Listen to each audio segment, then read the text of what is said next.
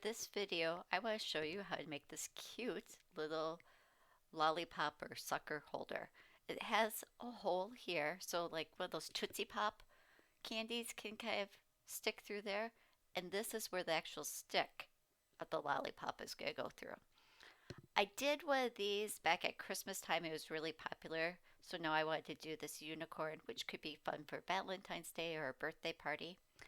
I actually found this as an SVG. I will link in my descriptions where you can get that SVG.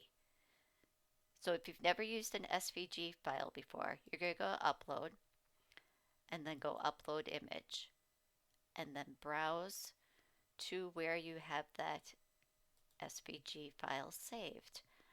I've already saved it off to a folder on my desktop under 3D projects. There we go.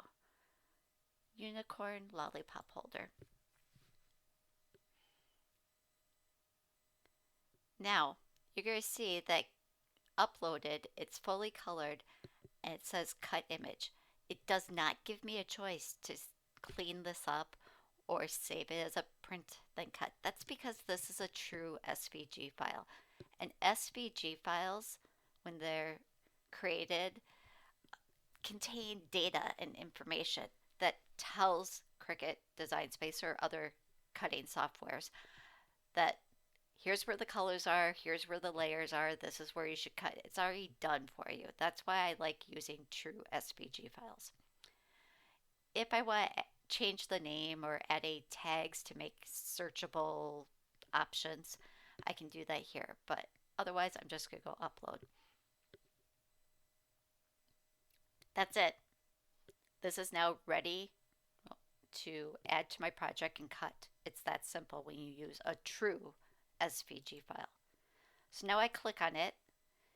I can see that I have it selected because it's got the green box, and I'm just going to add that to my canvas.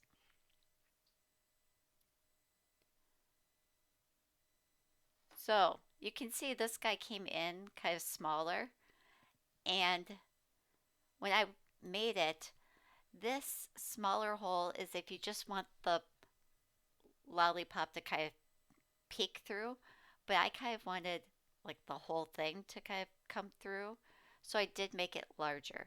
For a Tootsie Pop, I found that making this about 1.25 inches, 1.125 inches was good. So what I did was I scaled it up and I counted my squares in here. So 1, 2, 3, 4, plus a little hair. So I came up with 3 inches. That's just for this SVG file. If you want to make it this one, and maybe just have a little bit of your sucker show through, that's great. You do you. Okay, this is just what I did. So now you can see that it all comes in. Each color is broken down here, so it's ready to cut.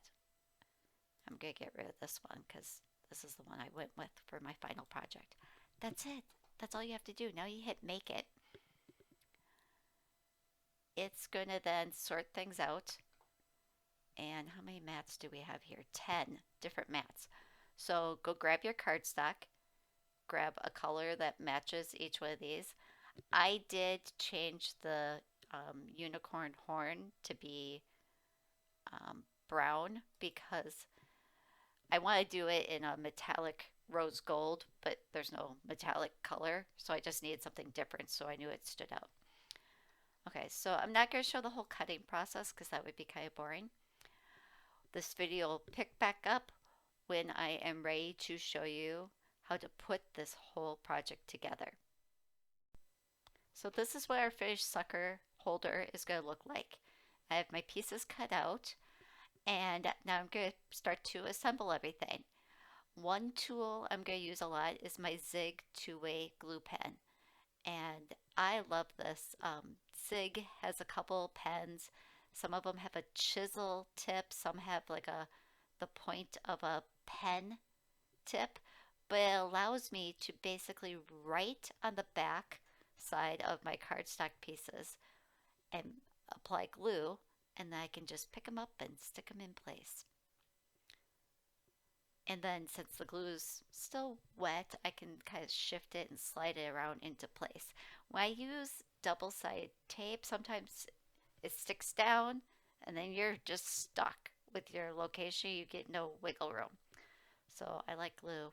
It allows me some wiggle room to kind of ease things into place because we never get things exactly where we want them the first time. Okay, so because this project has a whole bunch of colors on the hair piece, I'm going to put all those different hair colored pieces on before I apply the whole hair piece um, to the unicorn. I am also going to use a weeding pin pen. This is used for weeding vinyl, but I like that it has a little pin that comes out at the end. And when you poke that little pin into your cardstock pieces, it's a nice way to pick them up. Um, I kind of like to arrange my pieces before I start gluing. So I lay them out and look at the shape of them. So I can say, okay, this one's going to go here. It's going to lay this direction. Because I've done it before where I just start gluing and then I realize, oh, this was the tiny piece and it was supposed to go in a different spot. So kind of lay things out, plan it out so you can figure out what you're doing first. I am going to speed up my video because there are a lot of pieces to put on and that might get boring for you to watch.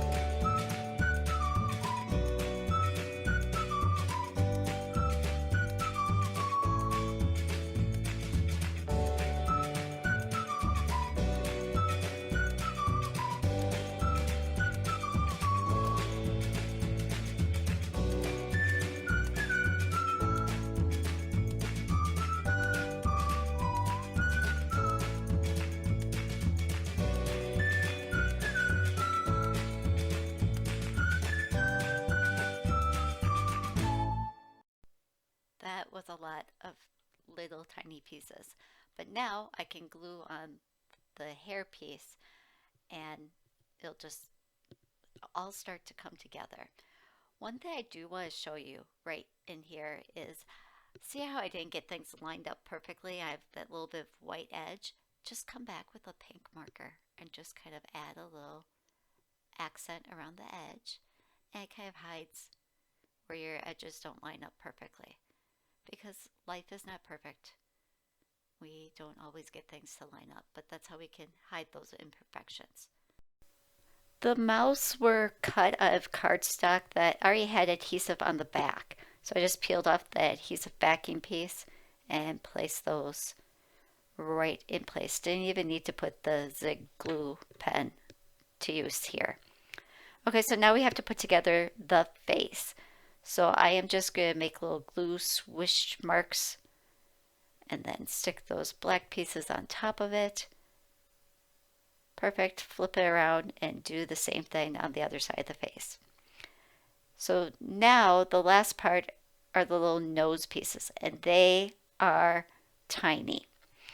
And one time when I cut them, they didn't cut out very cleanly. I was using probably not the best cardstock that I should. But you could also use a pen and just put little dots on there. Boom. Okay, so let's finish this guy up and then we will show you how to put the sucker into this completed sucker holder. Okay, so I grab my sucker, I flip this whole thing over, I put the sucker through the hole, and you gotta twist it a little bit, and then just kind of bend this over, twist a little more till you get it there, so it's popping through. Now I'm gonna take my two-way zig pen and my tape runner and run some glue there and line things up because we want to kind of sandwich this shut so that when we hand it to somebody, it's all cute and yay! There's your sucker holders. I love to hear from you, so make sure to like this video, subscribe to my channel, and drop me a comment below. Thanks!